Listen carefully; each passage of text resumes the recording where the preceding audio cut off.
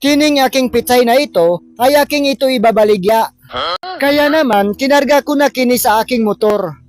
At gamay lang yun talaga ang aking babaligya. Dahil, pilmiro ko palang yun ito. Kaya naman, nanawagan na yun ako sa buong mundo. Pitsay, tagjes. Kaya naman, napakadaghang yun talaga ang bumili. Dahil, napakagwapo talaga ang aking pitsay na ito. Gwapo pa sa ako At napakasarap talaga ang pakiramdam kung may pira na iyong dadawatin. At dito ko pala naabutan ang aking pinalangga na idol, Rodrigo Canoog. Ingat ka palagi, idol. Nang lumabas na si auntie, napasipa yun talaga siya. Dahil napakagwapo yun talaga ang aking pitsay.